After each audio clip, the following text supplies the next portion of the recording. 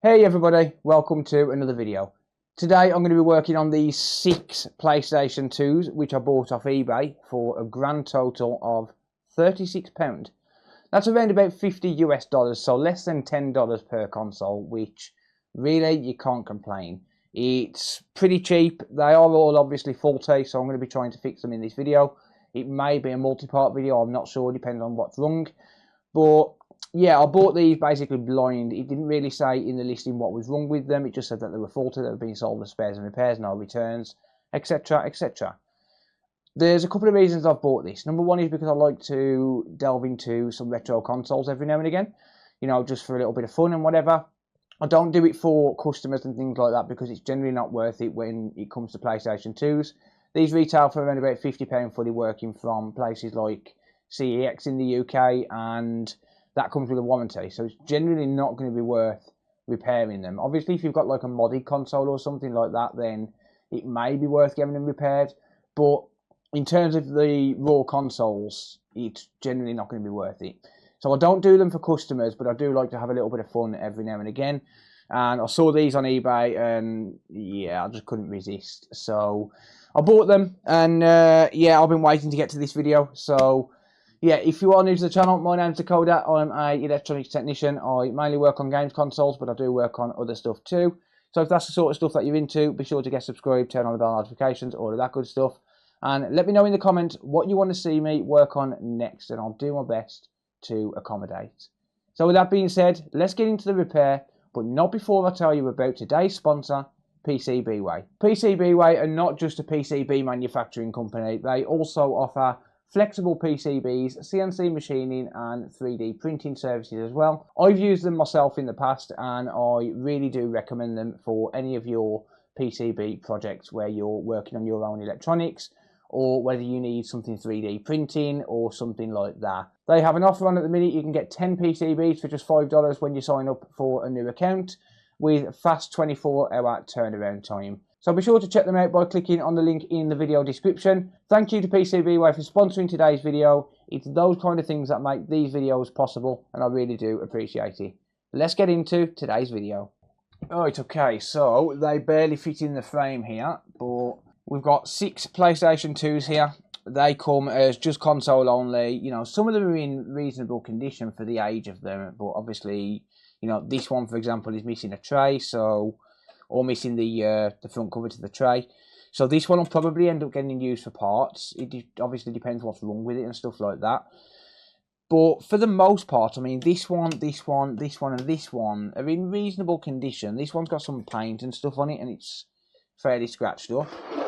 So let's just sort these out, and we'll go through them one by one. So I'm just going to drop a couple of these out the way here. I'll say, actually, that one's not in the greatest condition on the top. It might clean up, but it's not in the greatest condition on the top. I mean, they're all fairly scratched up, but what can you expect for something of this age, right?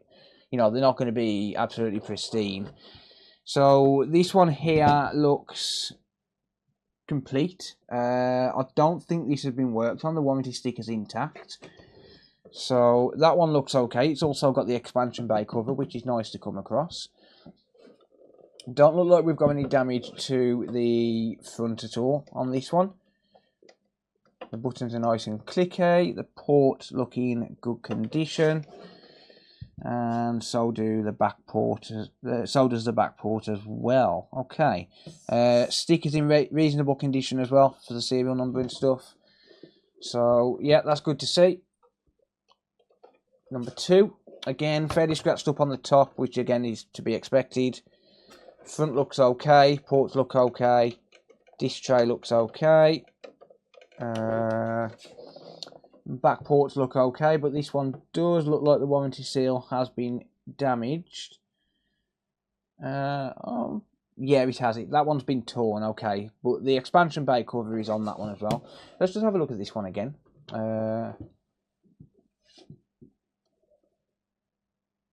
Okay, yeah, I don't think this one has been... I mean, it looks a little bit worn, but I don't think it's been broken.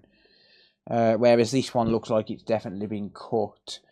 So that one's been worked on before. Number 3, we have some pretty bad rust here on this port. So that's not in the greatest condition. We do have the expansion bay cover. The front looks in relatively decent condition.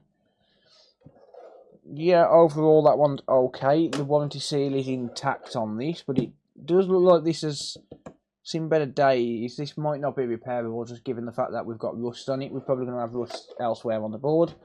Ports are actually fairly straightforward to change if you know what you're doing, but you know, if we've got too much rust on that board, then chances are we're not going to be working on it.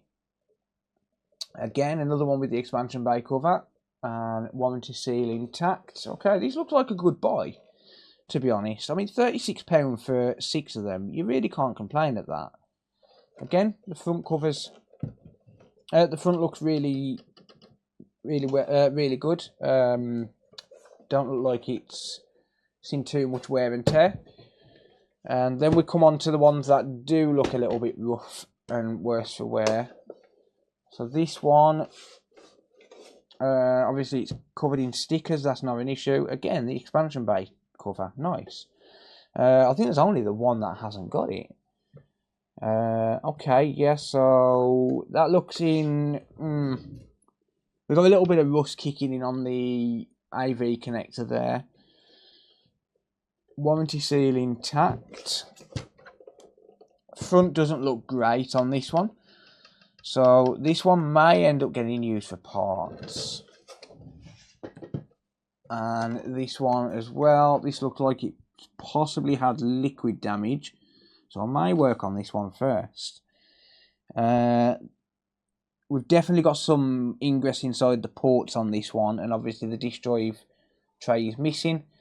Or rather the front tray to the disk drive is missing on that one. So again, probably going to be used for parts. Power supply hasn't been put back together properly. This one's definitely been opened. That port looks in good condition though. I'll tell you what, let's work on this one first. So let's have a look at what's going on with this one. So I'm going to move the other ones out of the way for now. So I've got my own genuine controller there. That's an original PS2 controller which has been refurbished. Managed to pick it up off eBay for £15. Not a bad price, not great, but it's not a bad price either, to be honest. And I've also got an original PS2 AV cable here, or original PlayStation AV cable. But I've also got a USB capture card which converts the RCA inputs to USB, so as I can show whatever comes up on the screen. It's not the greatest of quality. It's not really the kind of thing that you can use to play the console, but it definitely does a job in terms of showing the screen for you guys. And also it means I haven't got to have a separate TV in here with an RCA cable on it, because I'm not sure if my TV actually has RCA, to be honest. Okay, so the blue box that you see on the screen right now, that is my capture card. I've got that plugged into the computer, and then I've also got the PS2 plugged into the capture card. So we should be good to go here. I know that this capture card and cable work because I was using them on my own console the other day for testing. Like I said, I've got a PS2 myself. I've got a modified PS2 Slim, and I couldn't get a display on a HDMI converter, so I ended up plugging it into the capture card just for testing. We are switched on here, and we get no power on this at all. Okay, interesting. So no signs of life from this one at all. Okay, let's work on it, shall we?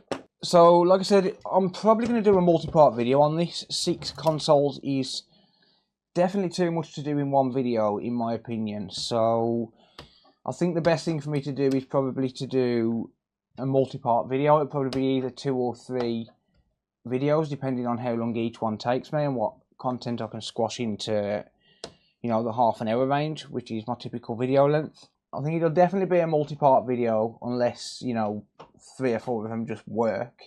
But That's very doubtful. I'm sure they've probably been tested, even though it says that they haven't. Now, one thing that I do recall from the last time I worked on one of these, because I worked on one a couple of months ago, and I did a video on it, and I ended up declaring it as uneconomical to fix. And someone said that, you know, you have issues with the disk drive and stuff on these if you don't replace the battery, the CMOS battery inside. So I'm going to be sure to change the CMOS battery on any board that I determine to be working. I don't really work on retro stuff, so I do need to bear that in mind and try and take the advice of the people who do work on them on a regular basis.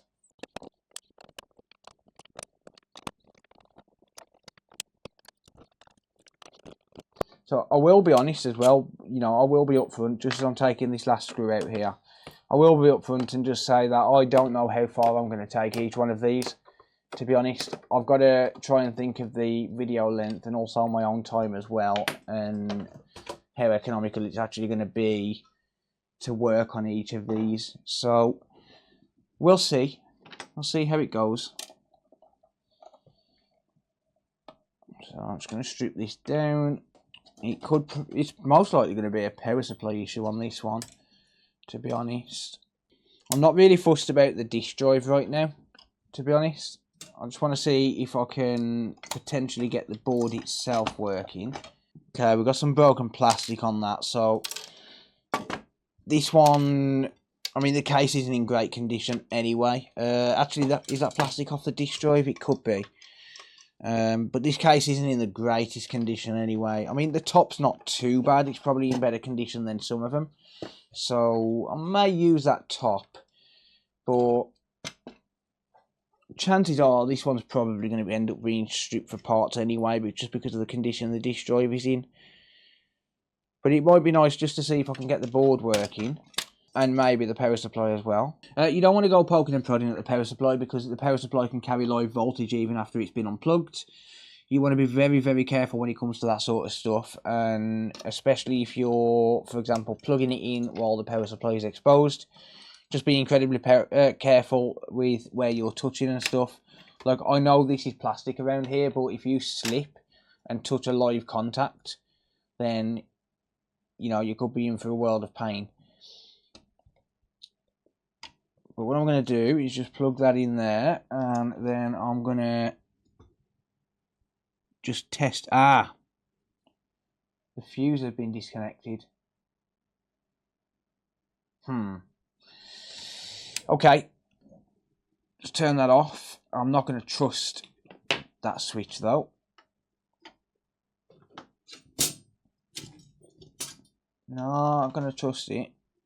I'm going to grab that fuse. There we go. Now I'm just going to test that fuse. It might be faulty. So I'm going to pop my meter into continuity mode here. So continuity mode is going to beep when I have a completed circuit. So if this fuse is good, we should get a beep. And it is. We get 1 ohm. That's going to be resistance on my leads. One thing I'm noticing though is that the terminals there have actually been damaged. So if we zoom in a little bit here, you'll see the terminals here are actually damaged. So that's not really going to hold a fuse. I can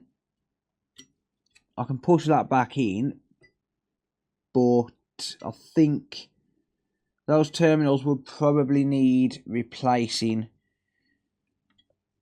for a more permanent fix. Whoops.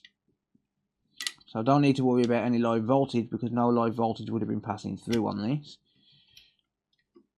But now it is, because that fuse is in, right? So now we have to be careful. The power supply does look in reasonable condition though. Doesn't look like we've got any expanding capacitors or anything like that. It doesn't appear as though we've got any blown resistors, blown components, or at least not on face value. I can't see any physical damage to it. So I think it's probably safe enough to plug in now. I do have it switched off at the minute. And I'm going to switch it on. There we go. and we get a light. There we go, look. But it is flashing, okay. I'm not sure what that means. Is that because I've got it? Is that because I've unplugged those ribbons? Maybe. Let's just plug those back in then. I have turned this off and disconnected power again. Don't want to plug in the ribbons while it's got power running through the board. And rather interesting how that's ended up with that fuse becoming damaged, or the fuse holder. Right, so I'm assuming that the flashing light is going to be because it can't communicate properly. Maybe. By the way, you don't really need to worry. I mean, I wouldn't recommend it, but you don't really need to worry about, for example, the PCB under here. You don't need to worry about exposed contacts there, as long as they're not shorting out on anything. You need to worry about the exposed contacts on the AC side of this power supply, which I assume is going to be separated here, where this middle piece is here. So this will probably be the hot and this will probably be the cold side. Don't take my word for that, because I've never looked at one of these power supplies. Let's just have another look now. Does it still flash? No, it doesn't. And it turns on. Okay, that disc tray opens. This could be a little bit more economically viable to repair, considering that was just a fuse. I mean, long term, you would probably say replace those fuse holder terminals, but I mean, honestly, they'd probably be fine. Let's just plug in the display cable and see if we get an output.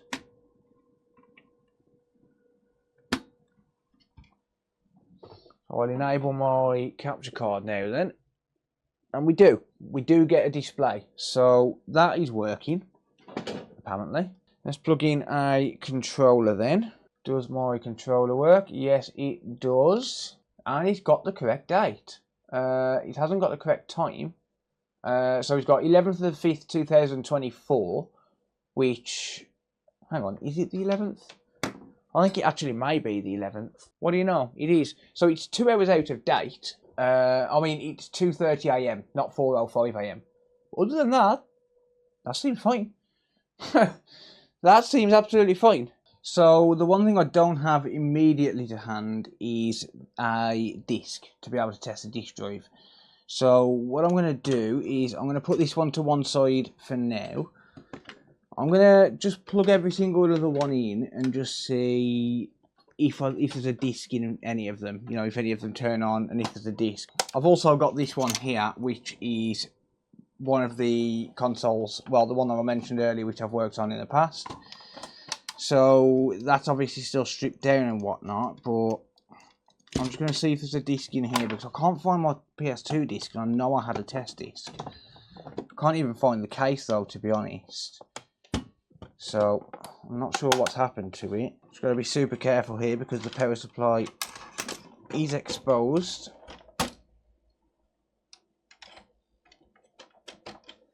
Hey, okay, there it is. It's inside there. I knew I had a test disc. Alright, so this board obviously works. Someone's told me I should change the battery to it, so maybe sometime in the near future, just not today. But there we go. So yeah, that was the console I worked on a couple of weeks ago. So at least I can test the disc now. I've got a GTA San Andreas disc in here. That disc drive works. So I can, I guess I can refurb that disc drive and get it working, because they're not cheap at all, these disc drives. I think they cost around about £30. But I don't think this one would be really reasonable to actually repair, just given how much, well, how much the case and stuff is broke. But we'll see what the situation is in terms of spare parts and stuff, because this works. I can't see anything wrong with this, or at least not off, not off an initial glance, an initial test. That is working absolutely fine by the look of that. So number one, nice and easy. Let's get that disc out. Yeah, that disc does open and close on its own. which is rather annoying. But no, that's fine.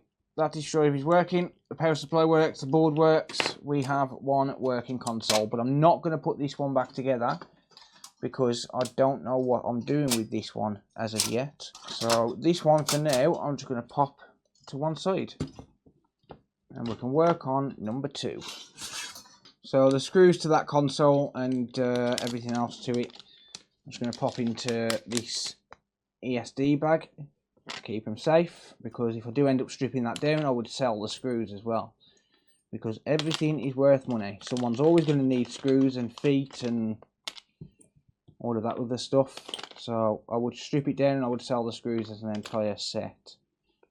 You know, even if it's only £5 for a set of screws. It's £5 that I didn't have before.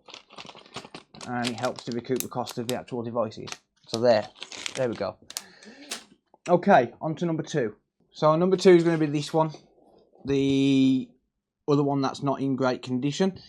And yeah, let's see if this one turns on. So obviously I'm going into this completely blind. I don't know what the situation is with any of these. Okay, that one lights up.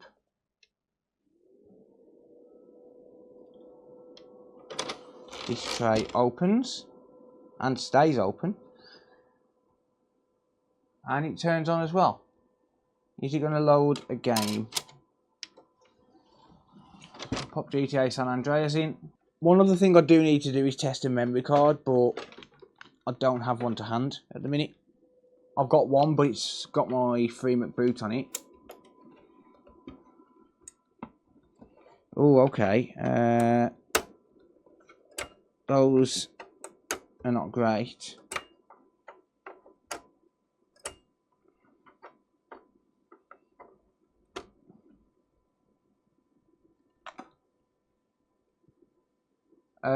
This one, I believe the system clock has probably failed. The battery has failed.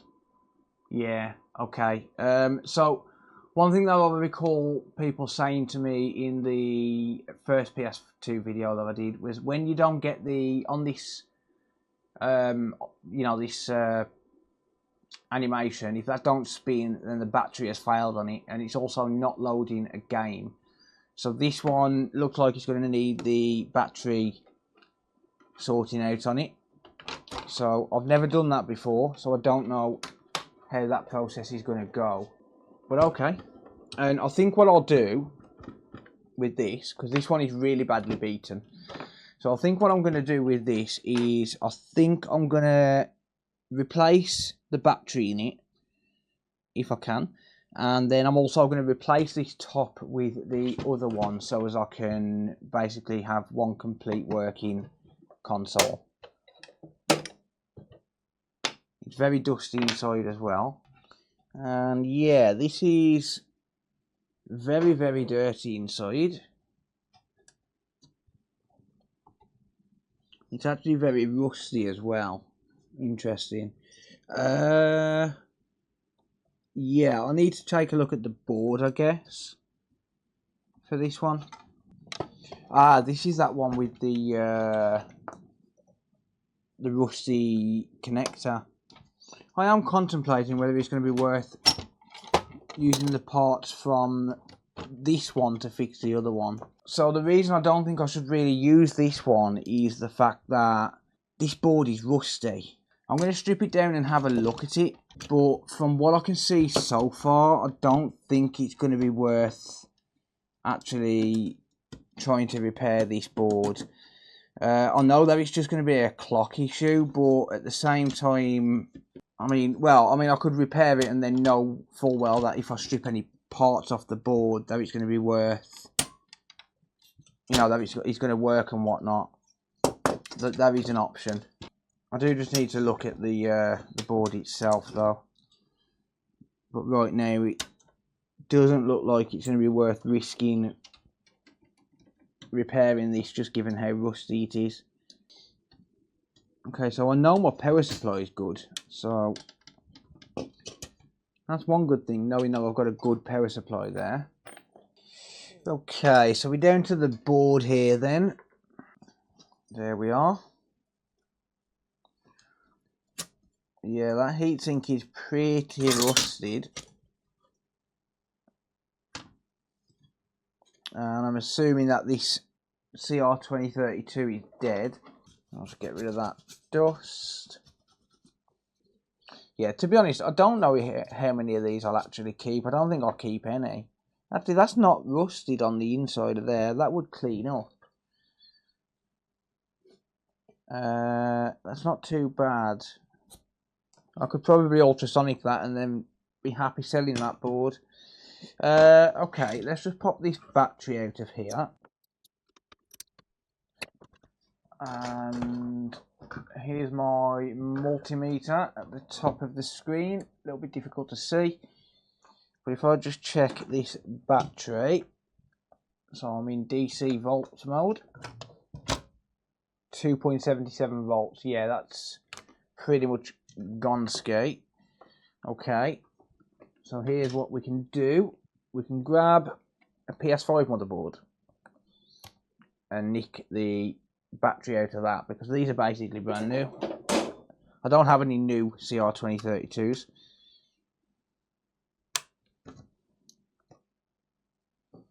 There we go. And then if I test this one now, 3.03. Yeah, there we go. 3.03, 3.02, something like that. So that's absolutely fine. It's a 3-volt battery. And that battery is perfect for this. So that is done. I'm going to need to clean up everything else though. I just need a pretty good clean out.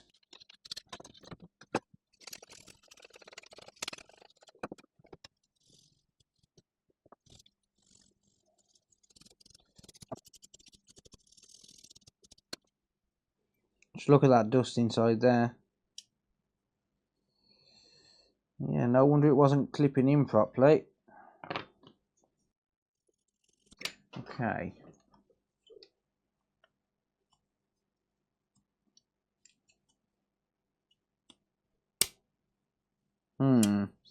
Don't know, that's a little bit iffy though, to be honest. Those pins look a little bit bent on here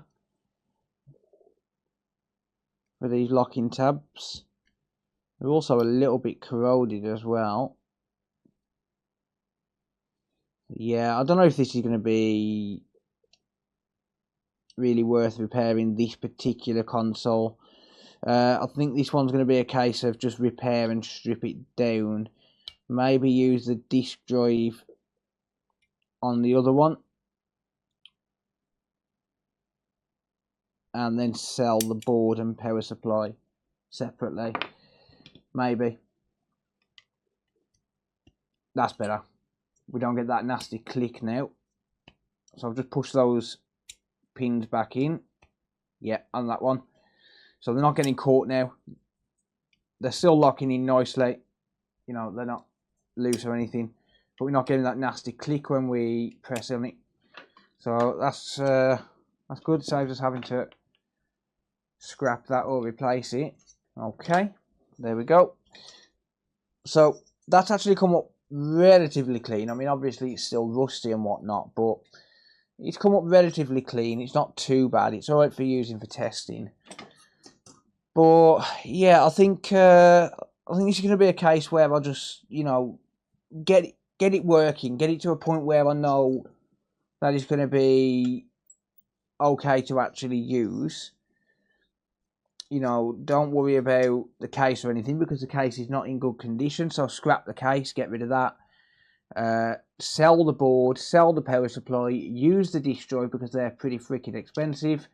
Sell the fan, sell that, and yeah, that's pretty much it. The rest of it goes in the scrap, apart from the power button, of course.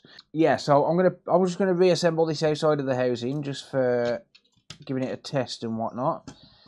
And then as long as everything's hunky-dory, as long as everything's working, then yeah, I'll call it good. These ribbons are the worst design ever.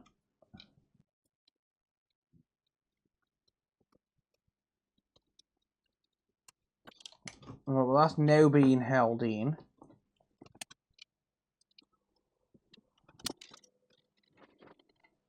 However, that disk drive isn't spinning.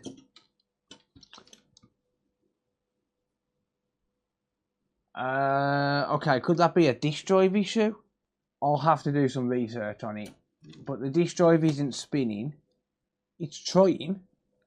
So if I reset this,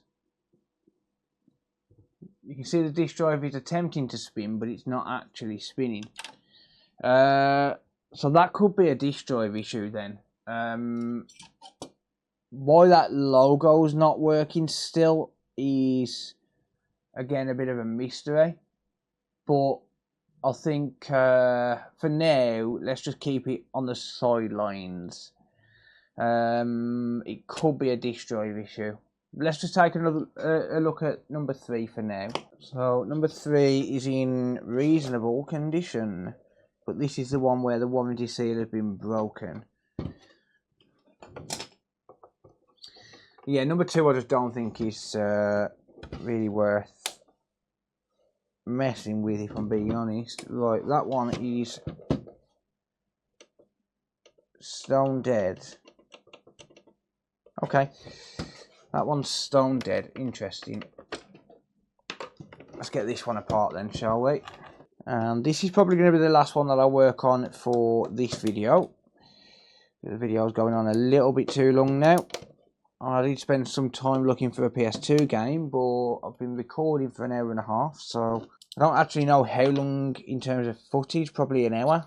And then obviously I'll chop that down into about 20-25 minutes. But yeah, let's just have a look at this one and try and get this one working. And then we'll do 3 in the next video as well. That looks like a replacement screw to me as well. Interesting. So someone has definitely been in here. That looks in reasonable condition, to be honest. So let's hope we can get this one working.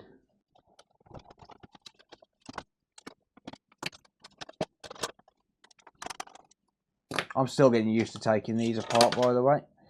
As you can probably tell, this is a replacement power supply. Maybe, I don't know. I think that's a replacement power supply, I'm not 100% sure. It looks like that might be bulging as well. It's hard to tell. Let me just get rid of this off the screen. Okay, so let's just test this input fuse first before we do anything else. So again, in continuity mode, the input fuse is absolutely fine. Okay, so I'm going to go into DC mode on my power supply then. Sorry, on my multimeter, not my power supply. Let's just take a look first of all. So actually, let's go AC first, and let's rule out the actual power jack itself. So neutral line there. Keep your hands well clear when you're doing this, when you're working with AC current. We've got 244 volts coming in, 244 volts on that side of the fuse, 244 volts on that side of the fuse, 40 volts AC there, 24 volts there. What about there? 24 volts. Let's switch to DC volts.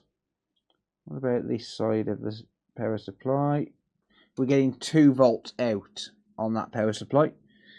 So either hang on a minute, no, I'm a complete moron, ignore me.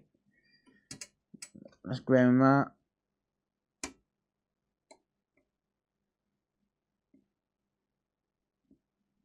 Nada. Nothing. Yeah, we're getting nothing on the secondary side of this power supply, so not going to really fault find the power supply just yet. What I am going to do is just try another power supply, just to see, does it actually work with another power supply? Does the console itself work? So let's just remove this. I'm not a power supply technician as well, by the way, so I don't really know what I'm doing with power supplies. So I don't know if it's actually going to be worth me doing the power supply. I certainly can't give any advice on it. So there's the power supply there. I'm not sure if that's a replacement or not. I'm not 100% sure. But what I am going to do is just take the power supply from the console I've just had on the bench, because I know that works. Don't worry about the... actually, never mind. It will fit. I thought I would have to swap the power cable, the input cable, but no, I don't. So yeah, I'm not sure if that's the right, the original power supply for this console or not. I don't know if that's actually making a contact. I don't know if that's making a contact or not. Okay, we do have power. So it is the power supply. That is actually turning on. Yeah, it's not gonna make contact, is it? This is not safe. For the record. Let's just try it like that. Looks like the fan's not working in this as well. Interesting. Whether it's been disconnected, I don't know, but the fan's not. And okay, that does actually turn on. Unfortunately, it's going to be rather difficult to load a disc. Okay, the disc drive is spinning, and it is actually booting as well. Alright, so there we go. The disc drive is working. So let's just pop in a controller. Just reset that. I'm going to check the configuration on this.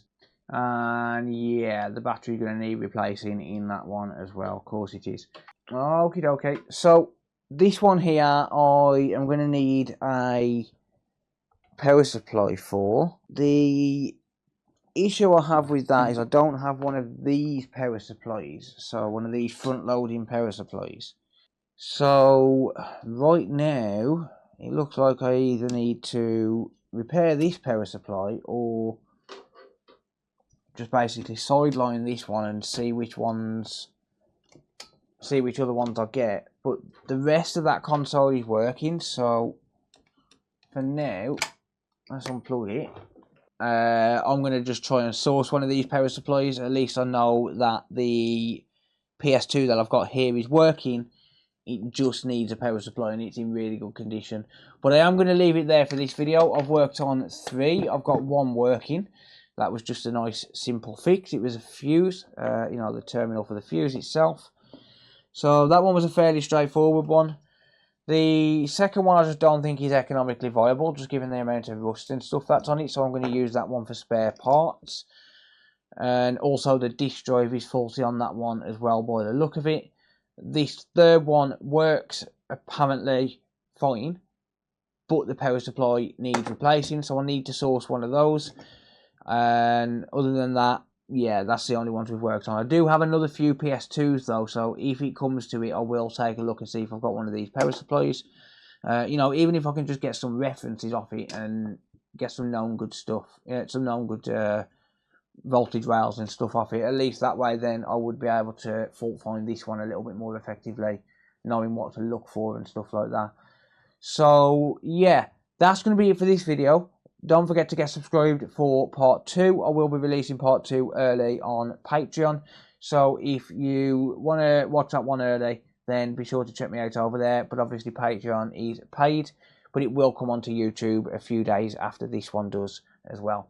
So thank you very much for watching. I really do appreciate it. I hope you enjoyed the video. Let me know what you think down in the comments down below, and I'll see you all in the next one. Take care everyone. Bye for now.